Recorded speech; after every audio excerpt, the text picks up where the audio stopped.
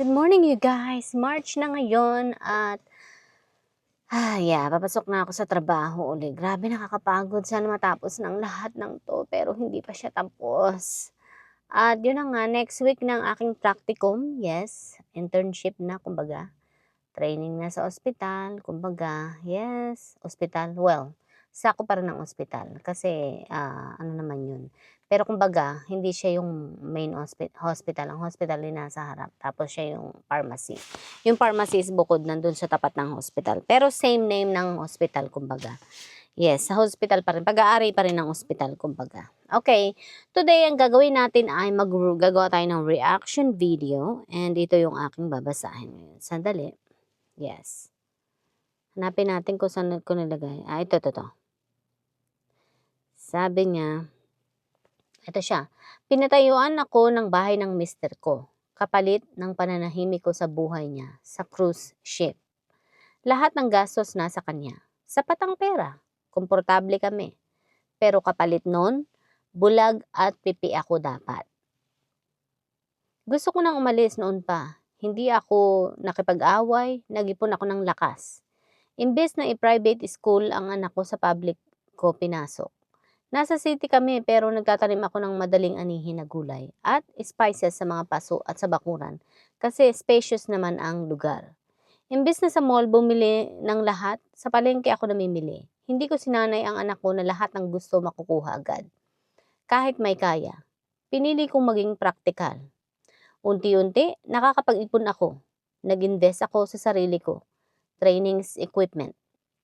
Gusto kong maging virtual assistant. Hindi lang pangarap ginawa ko. Isang client muna, tapos nadagdagan hanggang sa dumami. Habang ako bumubuo ng sarili ko tuwing tumatawag siya, laging may babae sa background. Kahit masakit, hindi ako nag-demand. Iniiyak ko ng patago hanggang sa nasanay na ako. Parang namanhid. Legal akong asawa, pero sa trato niya, pakiramdam ko ako ang kabit. Binigyan ko siya ng anak, pero hindi ko naramdaman ang gratitude. Tuwing tatawag siya, gusto na lang i-end call ng anak ko. 7 years old lang siya pero ramdam niya, naiintindihan niya. Nakikita ko yung sakit sa mata niya. Tumating ako sa point na kaya ko nang i-ignore ang calls niya. Hindi ko na ginagalaw ang pera na pinapadala niya. Nag-invest ako sa rent-to-own na bahay. Kahit nakapangalan sa akin ang property na pinatayo niya, ayoko doon tumira. Hindi ko gusto ang bahay itinayo mula sa pananahimik ko. Hindi ko alam na pauwi na pala siya. Pagbukas ko ng pinto, nandoon siya. Inabot niya sa akin ang negative HIV test niya. Parang yun ang sukatan ng pagiging tapat. Hindi ako battered wife. Hindi niya ako sinasaktan physically. Pero may mga taong hindi ka man bugbugin, pero sisirain ka paunti-unti. Hindi ko siya pinansin. Nakita niya ako nagtatrabaho hanggang madaling araw. Nakita niya ang anak namin na umiiwas sa kanya. Minsan nagyayaya siya. Gala tayo, kain tayo sa labas. Pero kami, parang may pader na sa gitna. Isang gabi, inistorbo niya ako habang may client call ako. Bakit ka nagtatrabaho? Hindi ba sapat ang binibigay ko? Hindi ako sumagot. Iniabot ko sa kanya ang ATM, bayad na lahat. Sinauli ko lahat ang pinadala niya. Wala na siyang utang na emotional sa amin. Wala na kaming obligasyon sa pera niya. At doon ko na-realize, wala na talaga. Wala nang love para sa kanya. Wala nang awa. Wala nang longing. Wala na siya sa buhay ko. Sinabi ko sa kanya, gusto ko ng annulment. Aalis kami sa bahay sa mga susunod na araw. Hindi na ako mananatili sa marriage na walang respeto. Doon ko nakita ang luha niya. Nakita ko ang pagsisisi sa mata niya at narinig ko ang anak ko, Daddy, I don't want us to be a family. Hindi ako bumagsak. Kasi matagal na ako nagluksa sa relasyon namin habang magkasama pa kami.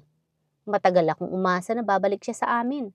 Napipilitin niya kami na maaalala niya na may pamilya siyang inuwian. Pero hindi nangyari. Kaya kami na mismo ang bumitaw. Marriage is not sustained by money alone. A house is not a home when it is built on silence. And loyalty is not proven by a magical result. It is proven by daily choices.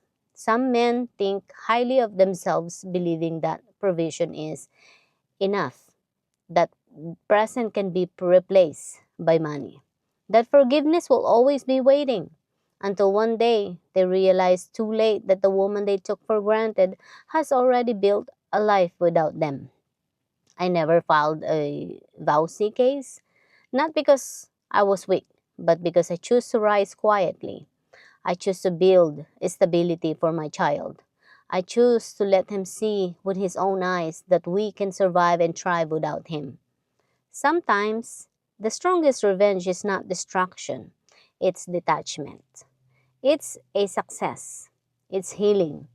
It's letting a man sit with the weight of what he lost, not because you fought him, but because you outgrew him. And sometimes, that's the real win. See? Kaya kayong mga lalaki, okay? Kapag natagpuan nyo na yung babaeng, alam nyo yung deserving naman, makontento na kayo, okay? Maghahanap pa kayo ng problema. Eh, yung babaeng nasa harapan nyo na ang tamang babaeng para sa inyo, alam nyo yun, pero hindi nyo nakikita. Maging thankful kayo kasi yung asawa nyo mabait, marunong sa buhay, maalaga sa anak, responsable, hindi gastosera, hindi gastos dito, gastos doon, hindi yung puro luho at ubusin ang pera nyo or ng lalaki pa, di ba? Dapat maging kayo, dapat yun pahalagahan ninyo. Dapat yun ang itinitreasure nyo at ikinikip. Okay? Hindi yung kung kani-kanino pa kayo sasawsaw dahil lang sa hindi kayo maging kontento o maging masaya sa asawa nyo. Ano bang gusto nyo? Yung buhay na niloloko kayo, alam mo yun, yung wala kayong swerte sa pag-aasawa, yung asawa nyo puro sugal, habang kayo trabaho ng trabaho, inuubos ang pera sa sugal, yung bang gusto nyo? O kaya kung ano ng mga problemang binibigay sa inyo. Pero itong asawa mong bait-bait, ayan tuloy, nawalan ka. Alam mo makontento sa buhay na ay ganyan, na may asawa kayong mabuti ang kalooban. Ayan tuloy, nawala siya sa inyo, nawala siya sa iyo, okay? Ay naku, mga lalaki nga naman. Ibang lalaki nga, hindi ko nilalahat. Merong mga lalaki talaga. Siguro dumadaan lang sila sa crisis, pero pag-aralan nyo yung crisis nyo, yung midlife crisis nyo, para hindi kayo maligaw ng landas, okay? Sabihin nyo sa asawa nyo kung anong problema nyo sa asawa mo, okay, pag-usapan nyo. At baka mapag-usapan ninyo. Let's say, sabihin mo sa kanya, ganito, ganyan, baka maintindihan ng asawa mo. And magawa nyo ng paraan, okay? Para hindi mawala ang isa sa inyong dalawa. Dalawang nawala sa kanya kasi nga yung anak niya din nawala din sa kanya. Ay, mahirap din ang long distance relationship sa totoo lang. Kasi naranasan ko rin ang mag-long distance relationship. Pag nag-long distance kayo, expect na magiging long distance na rin yung pagmamahal nyo sa isa't isa. Minsan, sa kawalan nyo ng isa't isa, sa kawalan nyo ng panahon sa isa't isa, sa kawalan ng hindi nyo nakikita ang isa't isa, minsan parang, napapalitan nyo, nawawala ng pagmamahal. Napapalitan nyo ng parang, wala naman siya. Anong tawag dito? Layo-layo, parang walang saysay yung pagsasama naming dalawa. Kasi nga, ang layo niya, nandito ako. So, bakit pa ako nag-asawa kung ang layo-layo niya?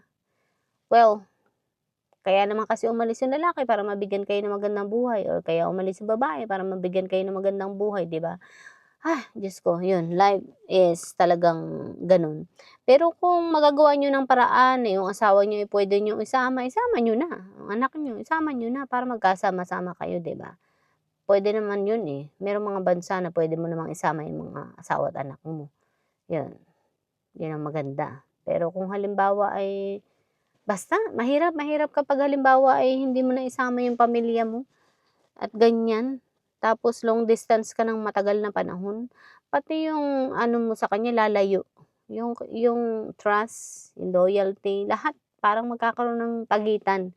Yun, kaya hindi biro ang pagiging, ang tawag dito, long distance relationship. Kaya hanga ako sa mga long distance relationship. Okay? Kasi mahirap yan. And then, pag nagsama na kayo, mahirap pa rin kasi malaking adjustment na naman yan. Kasi ang tagal nyo hindi nagkasama, tapos biglang magsasama uli kayo, parang kikilalanin nyo na naman ang isa't isa. Okay, so eto na, papasok na ako sa trabaho at 7:32 na. Okay, hanggang sa muli. Bye!